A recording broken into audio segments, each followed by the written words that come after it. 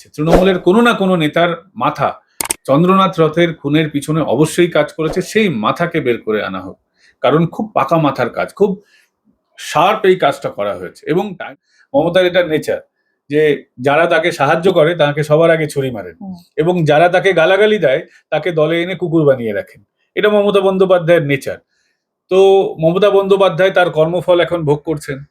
যাদের যাদের ছুরি মেরেছেন তারা কোথায়, আর মমতা বন্দ্যোপাধ্যায় এখন কোথায়? বিজেপিকে কিছু করতে হচ্ছে না, তৃণমূলের লোকেরাই তৃণমূলের লোকেদের ধরিয়ে দিয়েছে বা দিচ্ছে এখনো।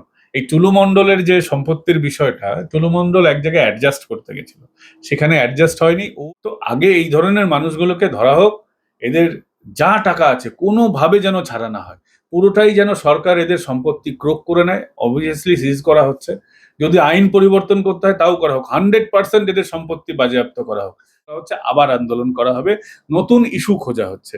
অর্থাৎ এটা যে একটা পূর্ব পরিকল্পিত, যে ভারত এই ছকটা মমতা বন্দ্যোপাধ্যায় যবে থেকে আসীন হয়েছেন পশ্চিমবঙ্গের মসনদে, তবে থেকে এই ছকটা চলছে। পাকিস্তান থেকে জঙ্গি যারা রয়েছে, পাকিস্তানের জঙ্গি সংগঠনগুলো, তারা তার উপরে অ্যাটাক করছে।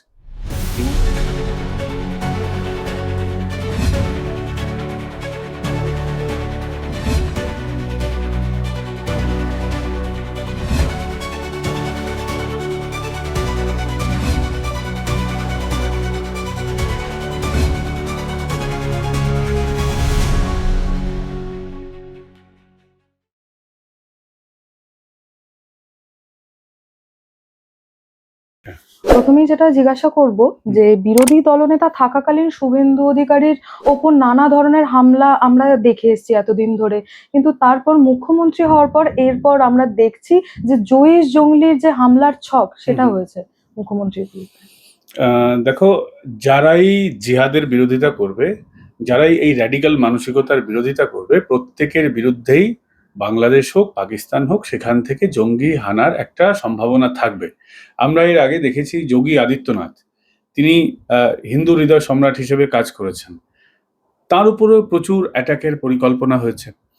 শুভেন্দু অধিকারী যবে থেকে বিজেপিতে এসেছেন, বিজেপিতে আসাটা আসল বিষয় নয়, উনি বিজেপিতে আসার পর যেভাবে পশ্চিমবঙ্গের সমস্যাগুলো তুলে ধরেছেন, এবং যেভাবে পশ্চিমবঙ্গে ডেমোগ্রাফি চেঞ্জ হয়েছে, ইসলামিক জিহাদ বেড়েছে, এটার কথা যবে থেকে তিনি বলা শুরু করেছেন তবে থেকেই তার উপরে হামলা শুরু হয়েছে। আমরা এর আগে দেখেছি তৃণমূলের সেই লুঙ্গি বাহিনী, যারা একই রকমের মেন্টালিটিতে বিশ্বাস করে, তারা তৃণমূলের নাম ধরে তার উপরে প্রথমে অ্যাটাক করত। এখন তৃণমূল শেষ, শুভেন্দুবাবু মুখ্যমন্ত্রী হয়েছেন, এখন আর তৃণমূলের মাধ্যমে তাকে অ্যাটাক করা যাচ্ছে না। এখন পাকিস্তান থেকে জঙ্গি যারা রয়েছে, পাকিস্তানের জঙ্গি সংগঠনগুলো, তারা তার উপরে অ্যাটাক করছে। হিমন্ত বিশ্ব শর্মা হোক, শুভেন্দু অধিকারী হোক, যোগী আদিত্যনাথ হোক, যারাই হিন্দুদের হয়ে কথা বলবে, যারাই ইসলামিক জঙ্গিপনার বিরুদ্ধে কথা বলবে, তার উপরে এটা হবে, এটা জানাই ছিল।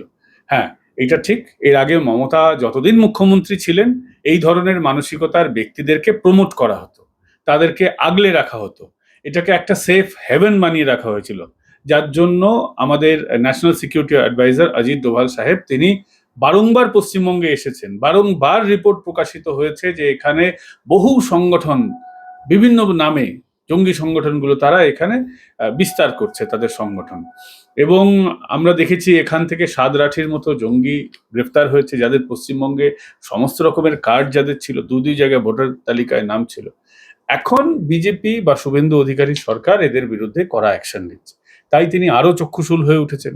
এবার সরাসরি তাকে প্রাণে মারার চেষ্টা হচ্ছে। শুধু তাই নয়, আমরা দেখলাম যে এই সময়টাতে দিল্লিতে একটা গন্ডগোল পাকানোর চেষ্টা করলো, এই যে অভিযুক্তকে ধরা হয়েছে, হামিদ মন্ডল কি নাম তার।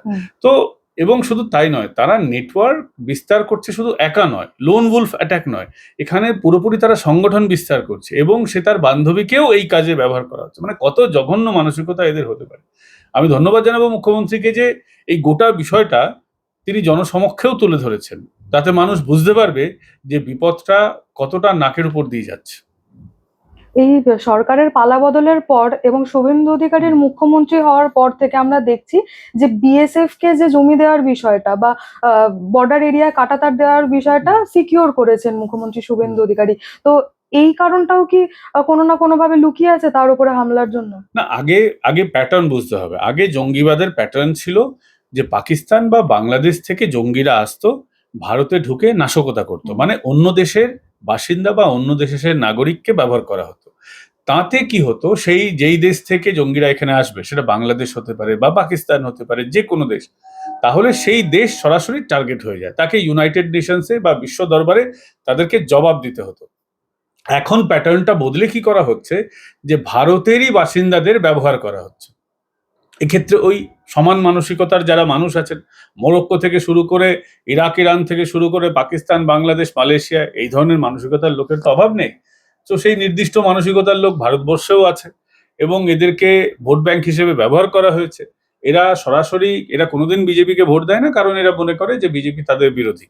এদের মনের মধ্যে বিষ ঢুকিয়ে রাখা হয়েছে। তো এখন এই মানসিকতার ব্যক্তিদেরকে ব্যবহার করা হচ্ছে। তো তাদের এই এই সমস্যাটা অনেক, ভারতের যে কি বলবো, অনেক ডিপে ঢুকে আছে। দীর্ঘদিন ধরে এই ধরনের মানসিকতাকে বিভিন্ন রাজনৈতিক দলগুলোকে একেবারে আমি বলবো চাষ করেছে। সিপিএম চাষ করেছে, তৃণমূল করেছে। একদিনে এই মানসিকতা তো বদলানো সম্ভব নয়। তবে আমি মনে করি যে শিক্ষা দীক্ষার মাধ্যমে অনেকটা হয়তো বদলানো সম্ভব। কিন্তু এখন যেহেতু প্যাটার্ন চেঞ্জ হয়ে গেছে, ভারতের নাগরিককে দিয়েই ভারতের বিরুদ্ধে ষড়যন্ত্র করানো হচ্ছে। আমরা দেখতে পেয়েছি যে দিল্লিতে যখন বম ব্লাস্ট হলো, ডাক্তাররা এর সঙ্গে জড়িত ছিল। ডাক্তার যারা আগামী দিনে কি ধরনের চিকিৎসা করতো, তারা তো হিন্দু দেখলে তো ভুল ইঞ্জেকশন দিয়ে দিতে পারতো। আমরা দেখেছি আফজল গুরুর মতন একজন শিক্ষক, সেও জঙ্গিবাদের সঙ্গে যুক্ত। তো সমস্যাটা হচ্ছে মানসিকতায়। যতদিন মাদ্রাসা শিক্ষা ব্যবস্থা থাকবে, যতদিন শুক্রবারে খুতবা থেকে মানুষকে ভড়কানো হবে, ততদিন এই সমস্যাটা তো থাকবে। এই সমস্যাটাকে একের দিন মানে হঠাৎ করেই শেষ করা তো সম্ভব নয়। তবে আমি মনে করি যে দীর্ঘদিন যদি মানসিকতার বদল হয়, পাঠ্যক্রমের বদল হয় এবং সমাজে যদি জাগরুকতা তৈরি হয়, তাহলে এটা হয়তো বদল করা যেতে পারে। এই বিষয়ে যখন শুভেন্দু অধিকারীর বাবা শিশির অধিকারীকে প্রশ্ন করা হয়, তিনি জানিয়েছিলেন যে এটা আমরা 3 মাস আগে থেকে জানতাম, ভারত সরকারের সিক্রেট সার্ভিস আমাদের অ্যালার্ট করেছিল। বলতে গেলে এই ছকটা তো তাহলে সরকার পরিবর্তনের আগে থেকেই ছকা হচ্ছিল। এই ছকটা মমতা বন্দ্যোপাধ্যায় যবে থেকে আসীন হয়েছেন পশ্চিমবঙ্গের মসনদে, তবে থেকে এই ছকটা চলছে। সিপিএম এতটা নগ্নভাবে কখনোই জঙ্গিপনাকে সাপোর্ট করতো না। সিপিএম অবশ্যই ভোট ব্যাংকের জন্য তাদের ব্যবহার করতো, কিন্তু সিপিএম অনেকটা কন্ট্রোল করে রাখতো। আমি সিপিএমকে ক্লিন চিট দিচ্ছি না বা আমি সিপিএম এর পক্ষে নই, কিন্তু তাও মমতা বন্দ্যোপাধ্যায় সিপিএম এর থেকেও বেশি পরিমাণে এই জঙ্গিবাদকে সাপোর্ট করেছেন। মমতা বন্দ্যোপাধ্যায় ক্ষমতায় আসার পরে আমরা দেখেছি ইফতার পার্টি শুরু হয়েছে। ক্ষমতায় আসার পরেই দেখছি রেড রোডের নামাজে মুখ্যমন্ত্রী চলে যাচ্ছেন। তিনি যেভাবে এই ইদ্রিস আলী, তারপরে ববি হাকিম, সিদ্দিকুল্লাহ চৌধুরী, এই ধরনের মানসিকতার মানুষদের মমতা বন্দ্যোপাধ্যায় পরোক্ষভাবে সাপোর্ট দিতেন, প্রত্যক্ষভাবেও সাপোর্ট দিতেন। আমরা দেখেছি মমতা বন্দ্যোপাধ্যায়কে বলতে যে 1 মিনিটে তোমাদের শেষ করে দেবে। আমরা দেখেছি মমতা বন্দ্যোপাধ্যায়কে মালদা মোথাবাড়ির গন্ডগোলের পর বলতে যে শুক্রবারে ওদের একটু মাথা গরম থাকে, মানে হিন্দুরাই মেনে নেবে, ওরা আমাদের মারবে, আমাদের মেনে নিতে হবে। আমরা দেখবো আমাদের ভাইরা খুন হয়ে যাচ্ছে, বাড়ির সামনে ক্রস এঁকে হামলা করা হচ্ছে, দাঙ্গার পর বাড়ি লুট হয়ে যাবে, মা বোনেদের ইজ্জত যাবে, ঘর বাড়ির সবকিছু, গরু বাছুর পর্যন্ত তারা চোখের সামনে নিয়ে যাবে, অথচ আমরা মেনে নেবো হ্যাঁ শুক্রবারে তাদের মাথা গরম হয়ে যায়, আমাদের সহ্য করতে হবে। তো মমতা এদেরকে প্রশ্রয় দিয়েছেন ওই 30% ফাউ যে ভোট ব্যাংক ওনার ছিল তার জন্য। তো এই ছকটা তো আগে থেকেই ছিল। আমরা এই কৈখালিতে দেখেছি যে বাংলাদেশ থেকে 7 জনকে খুন করে এসে এখানে লুকিয়েছিল। তার কি ছক ছিল তা আমরা জানি না, যে ভারতেও সে কিছু করতো কিনা। আমরা দেখছি যে এখানে সাদরাঠির মতো এলিমেন্ট ধরা পড়ছে। আমরা এর আগে আইসিস জঙ্গি ধরা পড়তে দেখেছি, জামাতুল মুজাহিদিন বাংলাদেশের জঙ্গি ধরা পড়তে দেখেছি। আমরা এই বিরাটিতে পাকিস্তানের এক ব্যক্তিকে দেখেছি যে পাকিস্তান, বাংলাদেশ, অন্যান্য দেশের নাগরিকদের ভোটার কার্ড বানিয়ে দিত এবং পাসপোর্ট বানিয়ে দিত। তো মমতার প্রশাসন কি জানতো না? নিশ্চয়ই জানতো, জেনেও তারা চুপ ছিল। এই প্রশাসনের মদতেই তো শুভেন্দু অধিকারীর উপরে বারংবার হামলা হয়েছে, আমাদের শঙ্কর বাবুর উপরে হামলা হয়েছে, আমাদের সাংসদের উপরে হামলা হয়েছে। তো মমতা তো এগুলো জানতেন। কচুবনে লাথি খেয়ে যিনি এখন তৃণমূলে ফিরে গেছেন, তো মমতা তো এইগুলোকে প্রশ্রয় দিয়েছেন। তো আজকে প্রশ্রয় দিয়েছেন বলেই এরা প্রশ্রয় পেয়েছে। আজকে শুভেন্দু অধিকারী ক্ষমতায় আসার পর থেকে প্রথম শুক্রবারেই কড়া ডোজ হয়েছে, দ্বিতীয় শুক্রবারে কড়া ডোজ হয়েছে, দেওয়ার পর তারা অনেকটা দমেছে। আবার তাদেরকে সিপিএম এ প্রশ্রয় দিয়েছে, তারা আবার সাংবাদিকদের পিটিয়েছে, আবার তাদেরকে গ্রেফতার করা হয়েছে। তো এই আঘাত পাল্টা আঘাতের অনেক দিন চলবে, কিন্তু আমার মনে হয় যে আস্তে আস্তে ওই গুন্ডা দমন আইনের যদি সফল প্রয়োগ হয় তাহলে এরা অনেকটা দমবে আর কি। বলতে গেলে শুভেন্দু অধিকারী বরাবরই ওদের জন্য একটা থ্রেট। অবশ্যই থ্রেট। শুভেন্দু অধিকারী তো স্পষ্ট বক্তা, তিনি তো ইনিয়ে বিনিয়ে কোনো কথা বলেন না। তিনি 3 দিন আগেও একটা জায়গায় আমরা মানে এক মঞ্চ শেয়ার করেছি আর কি, একটা ধর্মীয় অনুষ্ঠান ছিল, একজন মহারাজের বই রিভিল করার ব্যাপার ছিল। তো তিনি এখানে এসে স্পষ্টভাবে বলেছেন যে সবকা বিকাশ, আমি বলেছি সবকা সাথ সবকা বিকাশ তো হবে, এবং যেটা আমি বলেছিলাম সবকা হিসাব সেটাও কিন্তু চলছে। তিনি তো স্পষ্টভাবে বলেন, তিনি এর আগে বলেছেন যে যারা জো হামারে সাথ হাম উনকে সাথ, তিনি তো স্পষ্ট বক্তা, তিনি তো কোনো ইনিয়ে বিনিয়ে কিছু বলেননি। তিনি স্পষ্টভাবে বলেছেন যারা জঙ্গিপনা করবে, যারা সমাজে অশান্তি সৃষ্টি করবে, তারা যে সম্প্রদায়েরই হোক না কেন তাদের বিরুদ্ধে ব্যবস্থা হবে। সরকার কখনো ধর্ম সম্প্রদায় দেখে আইন প্রয়োগ করবে না, গুন্ডাগর্দি করলে ব্যবস্থা হবে, সেটা পার্ক সার্কাসেই হোক, রাজাবাজারেই হোক, বা যে কোনো প্রান্তে হোক। তো তিনি যেহেতু স্পষ্ট বক্তা, ইনিয়ে বিনিয়ে কথা বলেন না, এবং যেহেতু তিনি স্পষ্টভাবে বলেন যে আগে যারা গুন্ডামি মস্তানি করেছে শুক্রবার হলেই যাদের মাথা গরম হতো, সেই শুক্রবারিয়া সমাজ যারা আছে তারা একটু ভাবনা চিন্তা করুক, তাদেরও অভ্যাসে একটু বদল আনুক। এই পাক জঙ্গি যোগ জালে আরো একজনের নাম উঠে আসছে, তার নাম আদিত্য সিং ওরফে রাজু, মানে দ্বিতীয় বর্ষের একজন পড়ুয়া। সে নাকি ভাট্টি গোষ্ঠীর কথা কাজ করত, তথ্য জোগাড় করে দিত হামিম অর্পিতাকে। মানে বলতে গেলে 20-22 বছরের একজন ছেলে, মানে তারও জঙ্গিদের সাথে যোগাযোগ। বিষয়টাকে কিভাবে দেখছেন? বিষয়টা বেশি উদ্বেগজনক, কারণ যদি এই হামিদ মন্ডলরা করে তাও মেনে নেওয়া যায়, কিন্তু আদিত্যরাও যদি শুরু করে সেক্ষেত্রে তো সমস্যা। অনেক ক্ষেত্রে এর আগেও আমরা দেখেছি যে একজন ইউটিউবার সেও পাকিস্তানে গিয়ে তার মন বদল হয়ে গেছিল, সেখানকার মানুষের সঙ্গে সেও জড়িয়ে পড়েছিল অ্যাফেয়ারে।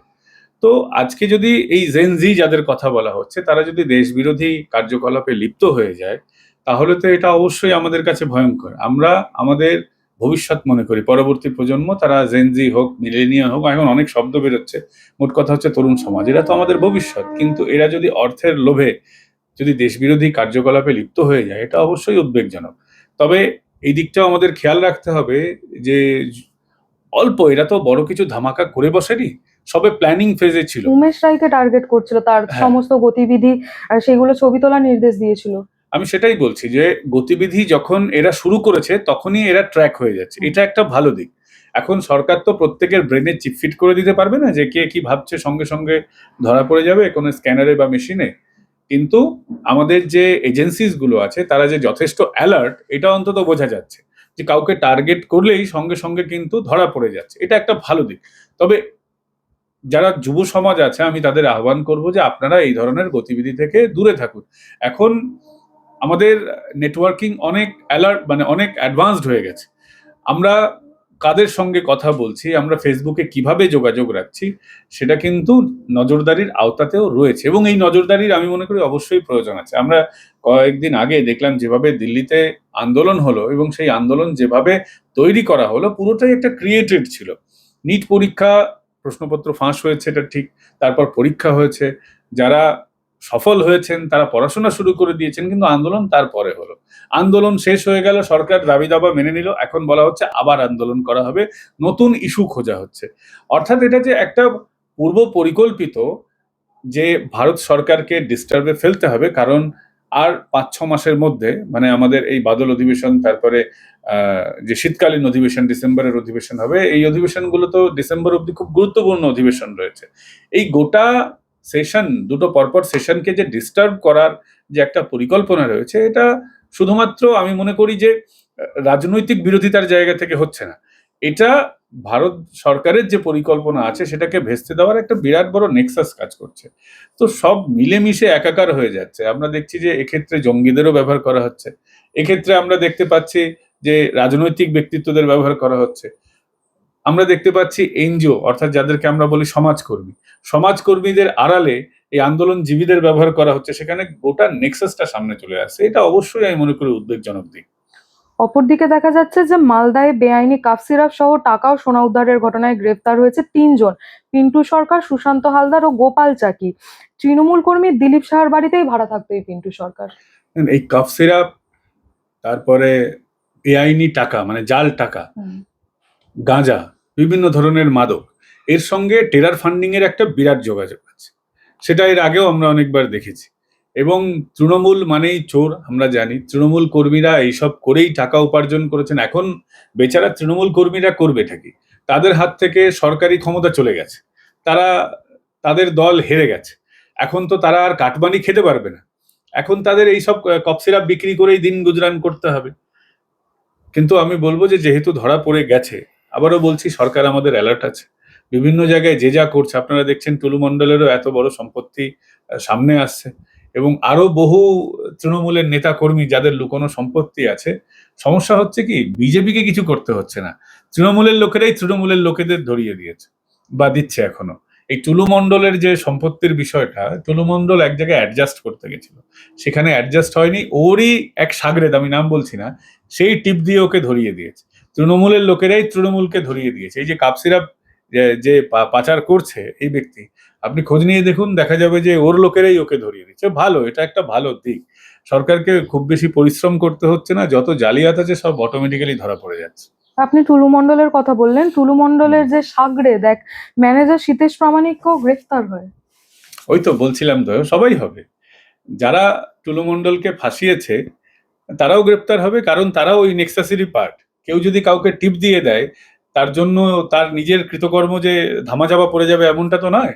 সাগরেদরা তো গ্রেপ্তার হবেই। পুরোটাই ভাগ বাটোয়ারার গল্প, ওটাই আমি বলতে চাইছিলাম আর কি। এই পুরো সিস্টেমটা হচ্ছে ভাগ বাটোয়ারার গল্প। ভাগ বাটোয়ারায় ভাগে ঠিক মতো হয়নি, তাই ধরিয়ে দিয়েছে। এটা ভালোই হয়েছে, সরকারের প্রচুর রেভিনিউ হবে।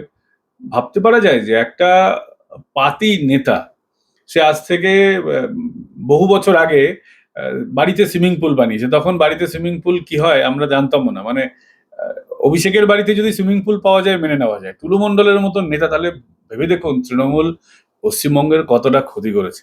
8 লক্ষ কোটি টাকার দেনা রেখে গেছে তৃণমূল কংগ্রেস, হয়তো তার বেশি হবে, কম নয়। অথচ নেতারা এইভাবে এক একজন, কেউ 1000 কোটি, কেউ 1500 কোটি, কেউ 2000 কোটি টাকা সম্পত্তির মালিক। পশ্চিমবঙ্গকে তো এরা শেষ করেছে। আজকে রাস্তাঘাট খারাপ, আলো নেই। আজকে শুভেন্দু বাবুকে মানুষ প্রশ্ন করছে যে কেন হচ্ছে না। দেখুন, এত তাড়াতাড়ি হওয়া সম্ভব নয়। তৃণমূল যে পরিমাণ ক্ষতি করে দিয়ে গেছে, আমাদেরকেও বুঝতে হবে এই ক্ষতিটাকে মেরামত করতেই এখন 2-3 বছর লেগে যাবে। তো আগে এই ধরনের মানুষগুলোকে ধরা হোক, এদের যা টাকা আছে কোনোভাবে যেন ছাড়া না হয়, পুরোটাই যেন সরকার এদের সম্পত্তি ক্রোক করে নেয়। অবভিয়াসলি সিজ করা হচ্ছে, যদি আইন পরিবর্তন করতে হয় তাও করা হোক। 100% এদের সম্পত্তি বাজেয়াপ্ত করা হোক। শুভেন্দুবাবু যেটা বলেছিলেন যে এদের সম্পত্তি বাজেয়াপ্ত করা হবে, সেটা তো করা হচ্ছে, যেন কোনোভাবে এরা ফেরত না পায়। কারণ এক একটা পয়সা জনগণের পয়সা, ট্যাক্স ফাঁকি দেওয়া পয়সা, সরকারের রাজস্ব ফাঁকি দেওয়া পয়সা। মুখ্যমন্ত্রী হিসেবে শপথ গ্রহণের 2 দিন আগে দেখা গেছে যে শুভেন্দু অধিকারীর যে আত্মসহায়ক চন্দ্রনাথ রথের হত্যা করা হয়। সেই হত্যাকাণ্ডের এবারে নতুন মোড় দেখা দিল যে চন্দ্রনাথ রথেরই ছায়া সঙ্গী সাগর সোনকার এবং সাহেব সোনকার গ্রেফতার হয়েছে। দেখুন, এই বিষয়টা আমি পুরোটা জানি না, তবে বিভিন্ন রকমের এক একটা কনসেপ্ট উঠে আসছে। তবে এটা তো ঠিক, চন্দ্রনাথ রথ, আমরা তো তাকে খুব ভালো করে চিনতাম, জানতাম। তার গতিবিধি ট্র্যাক করাটা একটু কঠিন কাজ ছিল। সে কি করতো না করতো অনেকটা স্বাভাবিকভাবে, তিনি যে গুরুত্বপূর্ণ পদে ছিলেন সেই পদের মর্যাদায় তিনি বলতেন না। অথচ তিনি কোথায় যাচ্ছেন সেটা ট্র্যাক হয়ে গেল, তাকে কয়েকজন মিলে ঘিরে ধরে মারলো। এটা এটা মেনে নেওয়াটা সেদিন খুবই কষ্টকর। আমাদের তো সেই সময় মনে হয়েছিল যে তৃণমূলের নিশ্চয়ের যোগ আছে। আরো খতিয়ে দেখতে হবে যে তৃণমূলের সত্যি কোনো যোগ আছে কিনা।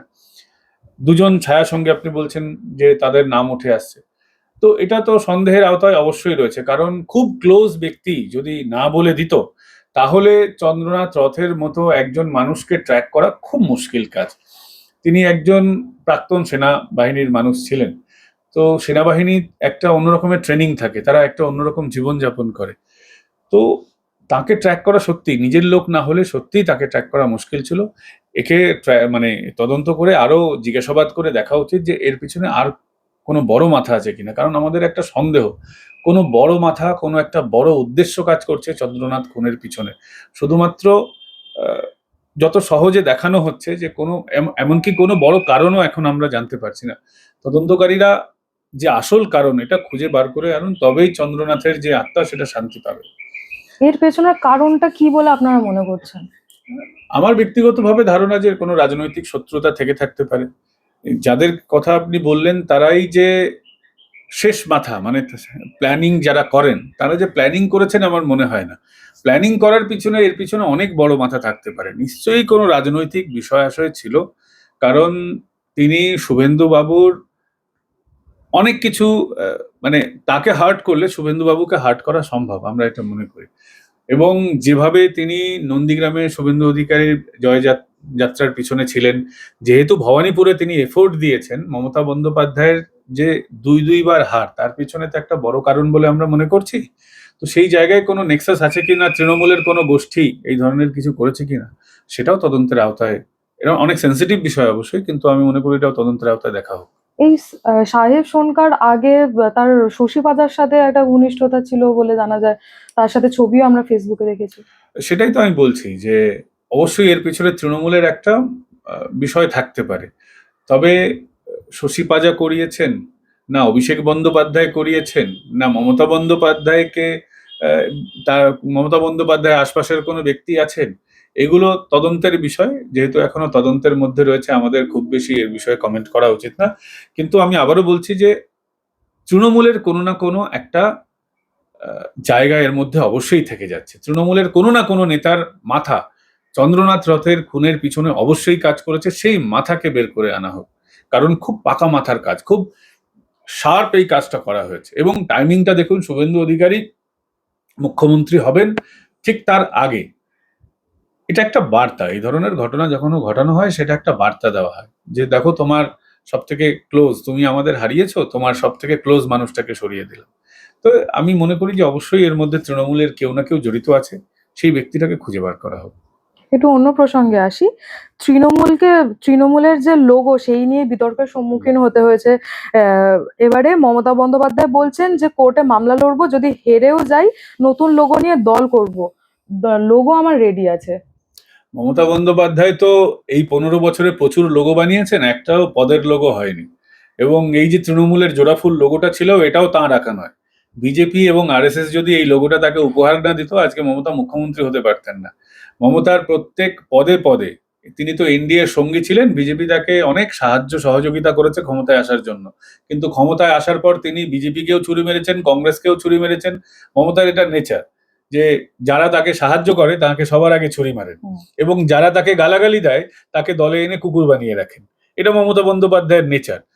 তো মমতা বন্দ্যোপাধ্যায় তার কর্মফল এখন ভোগ করছেন। যাদের যাদের ছুরি মেরেছেন তারা কোথায়, আর মমতা বন্দ্যোপাধ্যায় এখন কোথায়? মমতা বন্দ্যোপাধ্যায়কে এখন নিজের দল, এটা যে তার দল সেটা প্রমাণ করার জন্য লড়তে হচ্ছে। অলরেডি তো আলিপুর আদালত প্রায় বলেই দিয়েছে যে দলটা তার আর নেই। দলটা এখন ঋতব্রত সত্যি হাইজ্যাক করে নিয়েছে। যে বলেছিল দলটা তো হাইজ্যাক হয়ে গেছে, সত্যি দলটা তো এখন হাইজ্যাক হয়ে গেছে, মমতার হাতে কিছুই নেই। একদিক এনসিপিআই, একদিক ঋতব্রত, আর মমতা খড়কুটো আঁকড়ে পড়ে আছেন। তো মমতার সত্যি আমার মনে হয় নতুন সিম্বল নিয়ে রেডি থাকা উচিত।